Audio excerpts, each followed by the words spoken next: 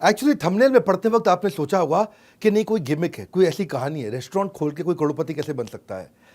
7 steps में दूंगा आपको। हाँ, गिमिक देने का आदत नहीं है, गैस देता नहीं, ताली बजाते जाएंगे, स्पीड से चलेंगे। 7 स्ट्रैटेजी। और कहानी किसकी बता रहा हूं? हार्दिक नाम के लड़के की कहानी बताऊंगा, जो हमसे हमारे द्वारा ट्रेन किया गया लड़का, और जो कि एक्चुअली है गुजराती पर मुंबई में पला बड़ा, साड़ी का छोटा सा बिजनेस किया करता था और दर दर भटकता था पूरे देश के अंदर। खाने को बढ़िया चीज जब उसको नहीं मिलती थी तो उसको पैसे नहीं थे, तो महंगा खाना खा नहीं सकते थे, और सस्ता खाते थे तो तबीयत खराब हो जाती थी। तो बड़ा चक्कर हो गया। हाइजीनिक होगा तो अफोर्डेबल नहीं होगा। हाइजीनिक क्या होटल में मिल रहा है, हाइजीनिक का साफ सुथरा है, लेकिन अफोर्डेबल नहीं है, जेब पे भारी है। और अगर अफोर्डेबल है, सस्ता है, तो हेल्दी नहीं है, हाइजीनिक नहीं है। मार्केट में बड़ा गैप था। इसने रोड साइड ठेले के साथ शुरुआत करी 2016 के अंदर। इनिशियल इन्वेस्टमेंट 50,000 रुपए का एक ऐसा रेस्टोरेंट बनाया जिसमें आज तो खैर 40 ऑपरेटिंग आउटलेट है, 40 रेस्टोरेंट बन चुके हैं। अब इसी साल के अंदर अंदर 100 हो जाएंगे। 20 लाख बर्गर हर साल बेच रहे हैं, 10 लाख सैंडविच हर साल बेच रहे हैं, 3 लाख पास्ता हर साल बेच रहे हैं। बाद में पार्थ मेहता भी जो साथ में प्रोफेशनल शेफ, उसको ऐड किया। वैभव पटेल फाइनेंस का एक्सपर्ट ऐड किया। अभी 3 लोग मिलकर के चला रहे हैं। आगे कहानी 7 स्ट्रैटेजी में चलेगी रेस्टोरेंट इंडस्ट्री में। अच्छा, आपको भी बहुत सीखने को मिलेगा, हर इंडस्ट्री वाले को सीखने को बहुत मिलने वाला है। 7 स्टेप पूरे के पूरे मेरे साथ देखना। पहला चीज, आज तक तो खैर मैं जो कंटेंट दे रहा हूं पहले कभी नहीं बताया, सब यूनिक नई स्ट्रैटेजीज, हमारे द्वारा ही ट्रेन किया गया पार्टिसिपेंट है हमारा। पहला चीज, high table rotation. High table rotation का मतलब क्या होता है? Fast table turn around. Fast table turn around का मतलब क्या होता है? एक रेस्टोरेंट है, समझो 200 स्क्वायर फीट का रेस्टोरेंट है, वहां पे आप इतना समझ लो कि वहां पे 10 टेबल रखी हैं और लोग डिनर के लिए आ रहे हैं, जा रहे हैं, आ रहे हैं, जा रहे हैं। अगर वहां पे 40 पार्टी आई और 10 टेबल पे बैठी, तो 40 पार्टी डिवाइड बाय 10 टेबल, मतलब टेबल टर्न अराउंड हो गया 4। इमेजिन करो किसी तरह कुछ ऐसा कर दूं कि मैं उतने ही 4 घंटे के अंदर एक टेबल पे 4 बार घूमा, वही टेबल अगर 8 बार घूम जाए, यानी कि उसी टेबल पे मैं उन्हीं 4 घंटे में 80 लोगों को खाना खिला दूं। अभी 40 को खिलाया, मेरा टर्नओवर डबल हो जाएगा, उसी शाम को टर्नओवर डबल हो जाएगा। इसको बोलते हैं टेबल टर्न अराउंड टाइम।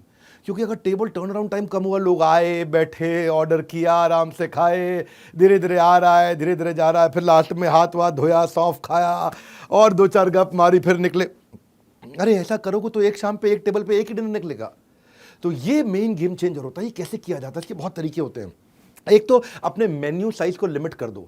ये नहीं कि जिसका मन कर रहा है जो ऑर्डर किए जा रहा है जी, है तुम आगरा से कोई मुगले आजम की कोई खीर बना के ले आओ। कैटेगरी बेस्ड मेन्यू रखो ताकि जो चीज़ पहले से ही काफ़ी हद तक रेडी हो। अगर कस्टमर डिसाइड नहीं कर पा रहा है कि मैं ये ऑर्डर करूं कि ये ऑर्डर करूं, आप उसको वो सजेस्ट करो जो जल्दी बन सकता है। कमाल, जल्दी बनेगा तो जल्दी खा के निकलेगा। अगर कस्टमर आके रेस्टोरेंट खाली पड़ा हुआ है तो कस्टमर को कोने में मत बैठो, कोशिश करो कि बीच में बैठ जाए। बीच में बैठेगा ना तो जल्दी खा कर निकलता है। कोने वाला आदमी ज़्यादा देर तक बैठता है। इसको बोलते हैं क्विक सर्विस रेस्टोरेंट। प्लेजेंट हो सके तो प्री मील एक्सपीरियंस दे दो। अगर लोग हैं वहाँ पे पहले ही जब वो आता है तो उसको मेन्यू वगैरह दिखा दो। जब तक उसको टेबल मिलती है आकर के बैठते तब तक खाना भी आ जाता है। ज़्यादा देर उसको वेट नहीं करना पड़ता है। इसमें एक खास बात क्या होती है, जो होस्ट यानी कि जो ऑर्डर लेगा, शेफ जो खाना बनाएगा, सर्वर जो खाना परोसेगा, और क्लीनर जो उठ के जाने के बाद टेबल साफ करेगा, चारों के बीच में सामंजस्य बहुत अच्छा चाहिए। और अगर एसओपी, इंग्रेडिएंट, प्रिपरेशन, प्रेजेंटेशन ठीक हो तो कोई दिक्कत आती नहीं है। हाई टेबल रोटेशन के लिए फूड अड्डा में हमने ये इस तरह काम किया कि 7 मिनट के अंदर एक मील बन जाए। तो इसका जो फाउंडर हार्दिक कमाल कर दिया, हर चीज 7 मिनट में बन जाएगी। इतना तेज टेबल घूमती है कि ज्यादा कस्टमर बैठेगा, ज्यादा कस्टमर ज्यादा टेबल चलेगी तो ज्यादा प्रॉफिट होता है। आपके लिए इस समय जरूर क्या है कि ऐसा मॉडल बनाए कि सेमी कुक्ड हर आइटम रेडी रहे, हीटिंग प्लेटिंग करे, इलेक्ट्रिसिटी बेस्ड पूरा किचन बनाया, गेम चेंज हो गया। दूसरी strategy, mapping the experience of touch point. ये टच पॉइंट क्या होता है? टच पॉइंट होती है 2 चीजें। ये है आपका बिजनेसमैन और ये कस्टमर। ये कब आके टच करेंगे, कब आके मिलेंगे, जितनी बार इंटरैक्ट करेंगे उसको बोलेंगे टच पॉइंट। टच पॉइंट कैसे होते हैं? कोई भी सामान खरीदने से पहले प्री परचेज टच पॉइंट होता है। सोशल मीडिया पे देख लिया, ऐड देख लिया, डिजिटल मार्केटिंग देख लिया, कोई डिस्काउंट स्कीम देख लिया, कोई कंपनी का इवेंट देख लिया, कोई रेफरल रिव्यू देख लिया ऑनलाइन, वो क्या अभी खरीदा नहीं है। ये प्री परचेज टच पॉइंट होते हैं, आपके बारे में कहीं से पता चल गया। फिर परचेज के टच पॉइंट होते हैं जिस समय सामान खरीद रहे हैं। फिर पोस्ट परचेज टच पॉइंट होते हैं, सामान लेके जाने के बाद एक्सपीरियंस कैसा है। तो ये टच पॉइंट्स अगर आप ठीक कर सको, उसमें सारा गेम चेंज होता है। तो यहाँ पे फूड अड्डा के साथ में आउटसाइड क्रिएटिव ब्रांडिंग, ऐसे विजुअल एक्सपीरियंस बना दिया जैसे टच पॉइंट बहुत सुंदर हुआ। और जो मेन्यू के लिए 10 से ज्यादा क्विजीन बना दिया। नॉर्मली जिस तरह के छोटे आउटलेट बनाए ना, 200 स्क्वायर फीट का छोटा टाइट आउटलेट, फूड अड्डा। इस लेवल के आउटलेट पे, इतनी मिनिमम इन्वेस्टमेंट के आउटलेट पे अंदर टच पॉइंट अच्छे नहीं होते। नॉर्मली एयर एसी काम नहीं कर रहा होता, अंदर एलईडीज नहीं लगे होते, म्यूजिक नहीं चल रहा होता, हाइजीनिक एनवायरनमेंट नहीं होता है, क्या खाने की बदबू आ रही होती है, स्मेल होती है, गंदगी होती है, कैटेगराइज मेन्यू नहीं होते हैं। ये सारी चीज़ें अच्छी करके अंदर घुसने के बाद कमरे में कस्टमर का एक्सपीरियंस अच्छा हुआ। और सबसे बड़ी बात, इनके यहाँ जो मेन्यू होगा, समझो 50 रुपए में खाना मिलता है, 75 रुपए में खाना मिलता है। ध्यान रखना, कोई भी ठेले पे भी 50 रुपए में खाना नहीं मिलता, 75 में नहीं मिलता। यही बड़ी बात नहीं है, इससे बड़ी बात सुनिए। टच पॉइंट समझिए क्या है। इससे बड़ी बात यह है कि जब आप इनके किसी भी आउटलेट पे, छोटे से आउटलेट पे जाकर खाना खाएंगे, वहां पे आपको शेफ आएगा। शेफ आकर के लो प्राइस पॉइंट वाले फूड आउटलेट में इंग्लिश में बात करने वाला शेफ जो आपको रेसिपी और इंग्रेडिएंट समझाएगा, ये कहीं नहीं मिलता है। मेरी बात सुनो ध्यान से, मैं क्या बोल रहा हूं। आपने क्या खाना खाया? आपने कोई भी ऐसा खाया, आपने खाया यहाँ पे टावर वॉफल खाया, टावर वॉफल, बड़ा सा वॉफल हुआ, उसको खाने लगे तो आपको आकर के इतने सस्ते प्राइस पॉइंट वाले आउटलेट पे अंग्रेजी में बात करने वाला शेफ जो आकर के आपको इंग्रेडिएंट और रेसिपी समझाए कि मैंने आपको क्या बना के खिलाया, ये केवल 5 स्टार होटल्स में होता है, ये 4 स्टार में भी नहीं होता है, और सारे 5 स्टार में भी नहीं होता। इसको बोलते हैं टच पॉइंट। ये हो गया एक्सपीरियंस। जब कोई चीज़ आपको 4 स्टार 5 स्टार नहीं दे रही, वो आपको 50 रुपए के खाने पर मिल रहा हो, ऐसा अद्भुत अनयूजुअल डिलाइटफुल एक्सपीरियंस जब मिलता है तो ये मेमोरी में छप जाता है। इसको बोलते हैं रिकॉल। हाँ, और उसके बाद तो पोस्ट परचेज होगा कि भाई हैसल फ्री बिलिंग होनी चाहिए। लास्ट में खाना जो पैक करके दिया गर्म रहना चाहिए, इको फ्रेंडली पेपर बैग है, कोई भी चीज़ आउट ऑफ स्टॉक नहीं होनी चाहिए, या जाते वक्त thank you, feedback, follow up, notification एकदम हाथ जोड़ के मुस्कुराहट के साथ भेजें। इसको बोलते हैं टच पॉइंट। खरीदते वक्त एक्सपीरियंस कैसा है। तीसरी स्ट्रैटेजी, हाउस ऑफ 5 सेंसेस, 5 इंद्रियों का घर। सुनना मेरी बात, क्या होता है। सवाल ये नहीं है कि बर्गर, पास्ता, पिज्ज़ा, सैंडविच कैसे बनाओगे, वो तो सारी दुनिया बना रही है। बर्गर, पास्ता, पिज्ज़ा, सैंडविच सारी दुनिया बना। सवाल ये है कि इसको अलग तरीके से कैसे बनाओगे। 5 इंद्रियां सामने वाले की कैप्चर कर लो, इतना अनयूजुअल करो, इतना स्ट्रेंज करो, इतना डिसप्रपोर्शनेट, थोड़ा हिंदी में बोलता हूं, असामान्य, अजीब, अनुपातहीनता। डिसप्रपोर्शनेट, अनुपातहीन। हाँ, जैसे पानी की बोतल ऐसी होती है, लेकिन अगर पानी की बोतल अगर ऐसी मिल जाए अजीब सी, तो अजीब सी लगेगी ना। ये इसलिए किया सब कुछ ताकि माइंड को अनयूजुअल चीज याद हो जाए। वो कैसे किया? हाँ, ऐसे किया, बिल्कुल अनुपातहीन, अजीब सा, असामान्य। बर्गर का नाम रखा लंबू बर्गर, दुनिया का सबसे ऊंचा बर्गर बना के दे रहे हैं। भौकाल बर्गर, जबरा बर्गर, धुआं burger, big burger pizza, French fry pizza, pasta वाला पिज्जा, हटके झटके पिज्जा, मेल्टिंग पनीनी, फिरंगी सैंडविच, चिंगारी सैंडविच, जायंट सैंडविच, हाँ, मेरी गली का sandwich, Mexican sandwich, tower waffle. ये सब नाम अजीब से हैं। होता क्या है, बहुत अजीब अजीब से सुंदर से बिल्कुल पनीनी मेल्टिंग सैंडविच जो है ना, उसमें से एकदम बाहर चीज निकल रहा है। अब जो है ना, देखने में भी अच्छा लगता है, बोलने में भी अच्छा लगता है, सुनने में भी अच्छा लगता है, पकड़ने में भी अच्छा लगता है, स्वाद में भी अच्छा लगता है, खुशबू में भी अच्छा लगता है। सारी इंद्रियां आपके पास आ गई हैं जी। इसी को बोलते हैं सारी इंद्रियां कैप्चर करना। कस्टमर वापस आता है देखने में, बोलने में, सुनने में, पकड़ने में, स्वाद में और खुशबू में। ओए होए होए होए होए होए होए। इन्होंने मल्टी सेंसरी एक्सपीरियंस दिया, और ये जो मल्टी सेंसरी एक्सपीरियंस है, ये इनका सिग्नेचर प्रोप्राइटरी फूड है। ये आपको कहीं और मिलता नहीं है, क्योंकि पहले आप आंखों से खाते हो। लंबू बर्गर, इतना बड़ा ऊंचा सा लंबा सा बर्गर देखा आपने, कहीं नहीं देखा। पहले आंख से खाते हो, बाद में अपने आप खुद जीवा से खाते हो, वो याद रह जाता है। चौथी strategy, tell minimum sell premium. क्या मतलब हुआ? बाहर बोर्ड पे उस चीज का प्राइस लगाओ जो अद्भुत रूप से सस्ती हो। 9 रुपए का बर्गर है जी, 9 रुपए का बर्गर पृथ्वी पे कहीं नहीं मिलता। ठेले से ठेले वाला भी 9 रुपए का बर्गर नहीं देता, लेकिन 9 रुपए का बर्गर देख के आदमी आता है, 4 चीज़ें और ऑर्डर कर जाता है जी। इसका मतलब है टेल मिनिमम और अंदर आकर के सेल प्रीमियम। इसका मतलब क्या है? First sedate then sell at higher rate. क्या मतलब हुआ? सेडेट मतलब ये 9 रुपए का बर्गर देख के आदमी को नशा हो जाता है। सेडेशन समझते हो ना, डॉक्टर सेडेट कर देता है आपको। सेडेशन फॉर सेडेट है, आदमी को नशा। 9 रुपए का बर्गर, 19 रुपए का फ्रेंच फ्राइज, वो देखते आदमी का 10 रुपए की कुल्हड़ चाय, 10 रुपए का नींबू पानी। आदमी देखता, अरे भैया क्या रेस्टोरेंट, इतना कमाल, कलरफुल और इतना सस्ता दे रहा है। अंदर घुसता है तो वो समोसा भी लेता है, बर्गर भी लेता है, नींबू पानी भी लेता है, एक आधी चीज़ महंगी भी लेता है, एक आधी सस्ती भी लेता है। पॉकेट फ्रेंडली जब मेन्यू हो बच्चों के लिए, बाकी सब लोगों के लिए, उसको शुरुआत में आपने शुरू की, बाहर डिस्प्ले आइटम मिनिमम अंदर आइटम प्रीमियम, तो दोनों का कॉम्बिनेशन। क्योंकि ज़्यादातर आइटम इनकी जो है ना वो 40 रुपये से 100 रुपये के बीच में है। अब उससे क्या हो गया, आपको 10 रुपये 20 रुपये वाली आइटम दिखा के ट्रैफिक बढ़ गया, ट्रैफिक बढ़ गया तो बाकी भी आइटम, ये नहीं कि हर आदमी खाली चाय पी के जाएगा 10 रुपये की, ये नहीं कि आदमी आया केवल नींबू पानी पी के आएगा, 4 चीज़ और लेगा। 5वां है low cost food innovation. Food में ना इनोवेशन, फूड में इनोवेशन होता ही नहीं है, एक्सपीरियंस में इनोवेशन होता है। फूड का इनोवेशन एक्सपीरियंस का है। लोग क्या करते हैं, अपडेट करते हैं मेन्यू को, अपडेशन ऑफ मेन्यू। यहाँ ऐसा नहीं है, यहाँ एवोल्यूशन ऑफ मेन्यू। मेन्यू इतना इवॉल्व हो रहा है। क्या किया, इसका तरीका बड़ा सिंपल था, एक अलग टीम बना दी, सारा बिजनेस चलता रहेगा चलता रहेगा चलता रहेगा, एक टीम बिल्कुल अलग, भैया सेपरेट टीम, तुम्हारा काम केवल इनोवेशन है। बोलो किस चीज़ का इनोवेशन, तुम्हें ना नई नई चीज़ें ढूंढ के दुनिया से लेकर के आनी है।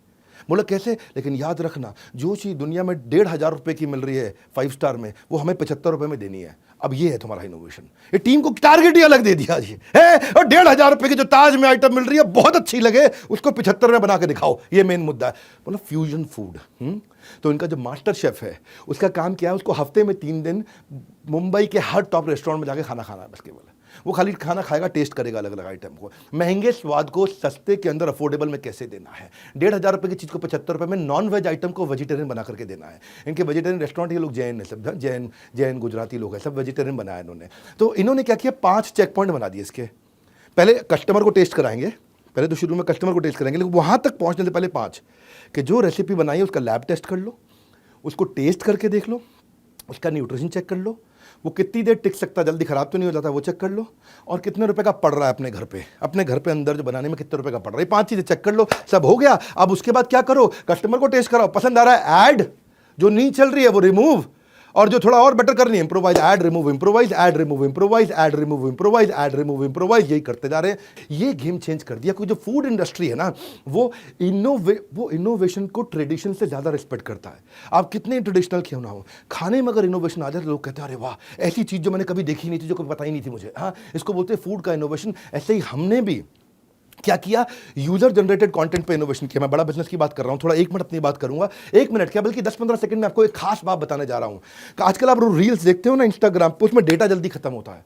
हमने अपनी बड़ा बिजनेस ऐप पे बिजनेस की रील्स डाली और डेटा कम खत्म हुए, डेटा लगे ही नहीं। वैसे आप आओगे अपनी प्रोफाइल कंप्लीट कर लेना, हमने देखा जिसने प्रोफाइल कंप्लीट करी है उसका जो ग्रोथ है, उसके जो फॉलोअर हैं 350% ज़्यादा बढ़े हैं उसके फॉलोअर्स। दुनिया की पहली ऐप ऐसी बनी है जहां केवल बिजनेस और मोटिवेशन की रील्स है और संसार की कोई रील नहीं। वहां पे आकर के आपको कोई नहीं बोलेगा बेबी डॉल में सोने दी, वहां कोई फालतू गाना नहीं चलेगा। वहां केवल बिजनेस ही। आपने अगर डाउनलोड अभी तक नहीं किया, कर लीजिए। यहां पे हमने बैजेस बना दिए हैं, लोगों को हजारों फॉलोअर्स मिल रहे हैं, लोगों को बिजनेस मिल रहा है, लोगों को रेवेन्यू मिल रहा है, लोग आके फ्री कंटेंट डाल रहे हैं, आपके लिए फ्री, मेरे लिए फ्री, हर एक के लिए फ्री, हमेशा फ्री। ये बड़ा बिजनेस की ऐप है भाई साहब, अभी डाउनलोड कर लेना। वहां पे आप जितना रेगुलर पोस्ट करोगे, एंगेजिंग पोस्ट करोगे, आपका लेवल बढ़ेगा, लेवल 1 2 3 4 5। आपको क्या बिजनेस मिलेगा वो आप देखिएगा। अभी अगली छठी स्ट्रैटेजी पे चल रहा हूं, लो कॉस्ट मार्केटिंग आइडियाज। इन्होंने लो कॉस्ट मार्केटिंग आइडिया भी 5 तरह के बना दिए। एक होता है मोमेंट मार्केटिंग। मोमेंट मार्केटिंग आप समझते हैं, केजीएफ मूवी आई, बोला केजीएफ की टिकट दिखा दो, मूवी देख के आए तो आपको केजीएफ कॉम्बो देंगे। वुमेन्स डे है तो आपको वॉफल कॉम्बो देंगे। आईपीएल चल रहा है तो इस समय आपको आईपीएल स्पेशल कॉम्बो देंगे। Moment marketing. हाँ, कर्ब साइड मार्केटिंग, बाहर बड़ा अच्छा कर दिया सब कुछ, मैस्कॉट बना दिया, बाहर सेल्फी पॉइंट बना दिया, क्रिएटिव ब्रांडिंग कर दी, फेस्टिवल डेकोर डिस्काउंट कर दिया। या फिर कॉम्बो मार्केटिंग अपने आप में बहुत बड़ी चीज है। कॉम्बो मार्केटिंग का वो विन विन होता है कॉम्बो। एवरेज ऑर्डर वैल्यू बढ़ जाता है। ऐसे आदमी एक आइटम खाता है, एक आइटम खाता है, 40 रुपए की पड़ती, कॉम्बो लेता है तो 150 रुपए का सामान ले जाता है। लेकिन कस्टमर को लगता है कि मैंने 300 का सामान 150 में ले लिया, कस्टमर को लगता है मैंने पैसा बचा लिया, फ्रेंचाइजी को लगता है अरे मेरा एवरेज ऑर्डर वैल्यू बढ़ गया, मैंने पैसा कमा लिया, कस्टमर को लगता है मेरे को कम पैसे में ज़्यादा मिल गया, फ्रेंचाइजी को लगता है मेरा ज़्यादा माल बिक गया। दोनों का फायदा है, कस्टमर का भी फायदा है, फ्रेंचाइजी का भी फायदा है, ब्रांड का भी फायदा है। कस्टमर के मन में एक ही बात होती है, save money save money save money. Franchisee के मन में एक ही बात होती है, make money make money make money. दोनों का काम हो जाता है क्योंकि कॉम्बो में जा रहा है। कॉम्बो में कस्टमर को भी फायदा लगता है, फ्रेंचाइजी को भी फायदा लगता है। Now this is called market, these are marketing idea, reciprocation marketing. जब किसी को आप गिफ्ट दो ना, चांसेस है कि वो भी रिटर्न में आपके लिए कुछ ना कुछ करना चाहेगा। तो इन्होंने क्या किया, हर एक आदमी को बोला पहली परचेज पे आपको डिस्काउंट जरूर मिलेगा। दूसरा, जो भी आ रहा है उसको गिफ्ट, बच्चे आ रहे हैं साथ में तो उनको फ्री चॉकलेट जरूर मिलेगी। तीसरा, हर बार सामान खरीदने पे स्क्रैच कार्ड मिलेगा, स्क्रैच कार्ड को स्क्रैच करोगे तो अगली बार कुछ ना कुछ डिस्काउंट मिलेगा। हाँ, आपको कुछ ना कुछ, आपको इस तरीके के उन्होंने पॉइंट सिस्टम बना दिए हैं, लॉयल्टी बेस्ड सिस्टम बना दिया। और पांचवा, एडवोकेसी मार्केटिंग। ये फूड ब्लॉगर बुलाते हैं उसको, बोलते हैं लंबू बर्गर खा, लंबू बर्गर खाते खाते दुनिया का सबसे ऊंचा बर्गर, अजीबो सी भौकाल बर्गर है जी। हाँ, वो खाते खाते आदमी फोटो बनाता है, वीडियो बनाता है, वायरल हो जाती है। फूड ब्लॉगर तो आते हैं ना, उनको फ्री में खाना खिलाते हैं, वो अपने वहाँ पे इंस्टाग्राम पे जा करके अपने वीलॉग पे जाके वीडियो बनाते हैं। अवेयरनेस वगैरह ठीक है, अगर लोग आपकी एडवोकेसी शुरू कर दें और आपकी तारीफ समाज में करना शुरू कर दें, बिजनेस नेक्स्ट लेवल पहुंच जाएगा। सबसे बड़ी एडवर्टाइजिंग वही है, जब कस्टमर आपकी एडवर्टाइजिंग करने लग जाए। मैं और आप नहीं कर सकते कभी भी। नॉमिनेट कर दिया गया इनको उसके बाद में दुनिया के सबसे टॉलेस्ट वेजिटेरियन बर्गर के लिए। हाँ, लंबू बर्गर, ऐसी ऐसी चीज़ लोग फोटो खींचते हैं ना। अच्छा, शेयर वही होता है जिसको शेयर करने से इज्जत बढ़ती है, लोग बड़ी इज्जत बढ़ती है उनको, अरे ऐसा खाना खाया देखो। खाने की प्रेजेंटेशन बहुत अच्छी कर दी ना कि लोग फोटो खींच के शेयर करते हैं, वायरल हो जाता है। ये है मार्केटिंग का आइडिया। हाँ, उनको लॉयल्टी दे दिया, उनको कूपन की किताब दे दी, ले जो कूपन की किताब, अगली बार आएगा कूपन स्क्रैच करते रहो। और फाइनली सातवीं स्ट्रैटेजी, इस धंधे में मार्जिनलाइज्ड मार्जिन था, थोड़ा सा मार्जिन था। इंटेलिजेंटली धंधा बिल्ड किया, हमारे से ट्रेनिंग अटेंड किया, लगातार हमसे ट्रेनिंग अटेंड कर रहे हैं, हमारे पार्टिसिपेंट है इसलिए जम के तारीफ कर रहा हूँ। इतने से मार्जिन को मैक्सिमाइज मार्जिन किया। जानना चाहते हैं कैसे? फूड अड्डा की अपनी मोबाइल ऐप बना दी। अब आपको जोमेटो पे, स्विगी पे डिपेंडेंसी नहीं है, तो जोमेटो और स्विगी को मोटा कमीशन चलाता था, वो नहीं जा रहा है। कस्टमर का डेटा मेरे पास आ गया, उस कस्टमर को मैं वापस बुला लेता हूँ। अगला, डिजिटलाइज्ड इन्वेंट्री मैनेजमेंट कर दिया। उसका फायदा क्या है? जब इन्वेंट्री पहले ही पता चल गई, एक रेस्टोरेंट है, रेस्टोरेंट के पास चटनी पड़ी है कि पैटी पड़ी है, चटनी खत्म है कि पैटी खत्म है, ब्रेड पड़ी है कि चीज़ पड़ी है, सॉस खत्म है कि नहीं खत्म है, पता ही नहीं। लेकिन अगर सब कुछ टेक्नोलॉजी पे ला दिया तो आपकी वेस्टेज कैलकुलेट हो गई। हाँ, सामान वेस्ट नहीं होगा, स्टॉक मिसप्लेस नहीं होगा, स्टॉक चोरी नहीं होगा, ऑप्टिमम स्टॉक रहेगा, स्टॉक रिप्लेस होगा। नहीं तो वो क्या रहता है, एक्सपायर हो रही है, जो चीज़ पड़ी वो पड़ी पड़ी एक्सपायर हो रही है। अब 400 रुपये की आइटम अगर मेरे 100 आउटलेट पे पड़ी हुई है, 400 रुपये की आइटम, मेरा 40,000 रुपये का माल हर महीने एक्सपायर हो रहा है। छोटी छोटी चीज़ें पैसे बचाती हैं। हाँ, तो उन्होंने क्या किया, अपना इन्वेंट्री मैनेजमेंट करने से कोई भी चीज़ की वेस्टेज खत्म कर दी। दूसरा, क्या होता है ना, खाने की आइटम जल्दी एक्सपायर होती है तो आपको ध्यान रखना पड़ता है कि नहीं है। अब लेट्यूस है, सॉस है, चीज़ है, हर्ब्स है, कॉन्डिमेंट है, तुरंत एक्सपायर होते हैं। पर मेन्यू ऐसा बनाया कि वही लेट्यूस बर्गर में भी जाता है, सैंडविच में भी जाता है, 4 और चीज़ में जाता है। वही सॉस बर्गर में भी जाती है, पास्ता में भी जाती है, सैंडविच में भी जाती है, 4 और चीज़ में जाती है। वही चीज़ बर्गर में, सैंडविच में, पास्ता में, कहीं और चीज़ में भी जाएगा। वही हर्ब्स, कॉन्डिमेंट सब में। ये लीनियर नहीं है। सिस्टम ऐसा बनाया कि एक रॉ मटेरियल जो है मल्टीपल डिशेज में कंज्यूम हो रहा है, तो वो रॉ मटेरियल खराब होएगा ही नहीं, क्योंकि वही रॉ मटेरियल जो है, वही चीज जो है अभी कम से कम मेरी 52 आइटम में लग रहा है, वही वाली सॉस है मेरी कम से कम 42 आइटम में लग रही है, सामान खराब नहीं होता, वेस्ट नहीं होता है कि नहीं। तो वही सामान लग जाता है बहुत जगह। तो मेन्यू को इंटेलिजेंटली परम्यूटेशन कॉम्बिनेशन में बनाया, मिनिमम वेस्टेज, तो फूड कॉस्ट आपकी बच गई, मार्जिन बच गया, आपने कमा लिया, इसे मैक्सिमाइज किया। लॉजिस्टिक्स जो इस धंधे में है ना, लोग पकड़ नहीं पाते। सामान डिलीवर करना क्या मतलब होता है इसका? Store to store, door to door, corner to corner, hygienic condition में, लॉन्गर शेल्फ लाइफ में सामान पहुंचा नहीं पाते लोग, इसलिए क्या करते हैं, लोकल वेंडर से खरीदना पड़ता है। अब लोकल वेंडर से पड़ता है महंगा। लॉजिस्टिक्स कर दिया क्रैक, एक्यूरेटली, राइट टाइम पे, consistently, every time, efficiently, with in the timeline. बस ये क्रैक हुआ, गेम चेंज हो गया। सप्लाई चेन गेम चेंज होने से क्या हो गया, टाइमलाइन, इससे कॉस्ट बहुत बच गई। कॉस्ट कैसे बची? ऐसे कॉस्ट बची कि आप लोकल वेंडर से लेना पड़ता था, महंगा पड़ता, अब बाहर से आ रहा है, सस्ते में सामान आ रहा है, टाइम से पहुंच रहा है। अच्छा, इसके अलावा एक फ्रेंचाइजी को बेचारे को लीगल सपोर्ट, जीएसटी का लीगल असिस्टेंस, लाइसेंसेज वगैरह रेस्टोरेंट के लेने पड़ते हैं, वो भी सब लेके दे दी, कॉस्ट बचा दी। फाइनली ये जो कोई सॉस वगैरह भी ले रहे हैं, जो चीज़ वगैरह भी ले रहे हैं, सब कुछ ले रहे हैं, ये क्या कर रहे हैं, ये डीलर, डिस्ट्रीब्यूटर, रिटेलर से नहीं लेते, सीधा कॉर्पोरेट से ले लिया। सीधा कॉर्पोरेट से ले लिया तो बल्क में अंदर ट्रक के ट्रक चीज़ आ रहे हैं, ट्रक के ट्रक भर के सॉस आ रही है, ट्रक के ट्रक भर के क्रीम आ रहे हैं। तो उससे क्या फायदा हो रहा है, सस्ता मिल रहा है, पूरे देश में सबसे सस्ता मिल रहा है, उससे अपना पैसा बचा लिया, है कि नहीं है। जगह जगह पैसा बचाने की, और इतना इंटेलिजेंटली बनाया कि 200 स्क्वायर फीट में रेस्टोरेंट चल जाता है। 200 स्क्वायर फीट बहुत छोटा होता है, उसका रेंटल कम हो गया तो पैसा बच जाता है। स्ट्रीट फ्रेंडली लेते हैं, हाई स्ट्रीट पे लेते हैं जहाँ ज़्यादा फुटफॉल आता है, तो उसको कम कैपिटल इन्वेस्टमेंट है, आरओआई बढ़ गया अपने आप में। और मेन इनका मुद्दा क्या है, जो उनका मास्टर शेफ है वो हर नए फ्रेंचाइजी के पास 100 दिन के लिए जाता है। तो क्रिटिकल रिपीटेबल बन जाता है। जो आइटम 1,500 में बनती है वो 75 में बनने लग जाती है। हाँ, तो ट्रेनिंग सपोर्ट है इनका बहुत बढ़िया, पूरे सब चीज़ों के SOP मैनुअल बन चुके हैं। ये तो है इनका। आज मैंने आपको 60 स्टेप्स के अंदर ऐसा तरीका बताया जिससे आप रेस्टोरेंट इंडस्ट्री में भी करोड़पति बन सकते हैं। इनकी फ्रेंचाइजी लेनी हो तो इनसे बात करना, लेकिन अगर बड़ा बिजनेस की फ्रेंचाइजी लेनी हो तो मेरी आंखों में डॉलर के साइन बड़े बड़े आ जाते हैं, डॉलर के साइन। क्योंकि पता है, मैंने कई बार बोला है कि IBC एक ऐसा मॉडल है जिसको IBC बनना तो भी IBC बने, नहीं बनना तो भी बने, क्योंकि हम उसको ट्रेनिंग इतना दे देते हैं कि कोई भी अपना धंधा कर लो, एक बार IBC जरूर बन जाना। क्योंकि इस बार हमने एक नया रेवोल्यूशन लेकर के आए 2 साल के बाद। न्यू हायर इंडक्शन ट्रेनिंग जो IBC की हो रही है वो हम अब अपने कॉर्पोरेट ऑफिस में करेंगे। तालियां तालियां तालियां, हाँ भयंकर तालियां, क्योंकि हर IBC जो हमारे यहाँ ज्वाइन कर रहा है वो आएगा और मेरी टॉप मैनेजमेंट के साथ आकर के अटेंड करेगा ट्रेनिंग। उसमें मैं भी रहूंगा। मैं हर बैच में नहीं होऊंगा, आप वैसे पता कर लेना अगर आप IBC बन रहे हो कि विवेक सर कौन से बैच में आ रहे हैं, मैं उसी में आऊँगा। विवेक सर कौन से बैच में आ रहे हैं तो आप उसमें आओगे तो मेरी भी ट्रेनिंग अटेंड कर लोगे। आप हेड ऑफिस में आकर के देखना, इतना बड़ा इंफ्रास्ट्रक्चर है, इतने सैकड़ों लोग हमारे साथ में काम करते हैं। आकर के देखोगे आप IBC बनने के बाद।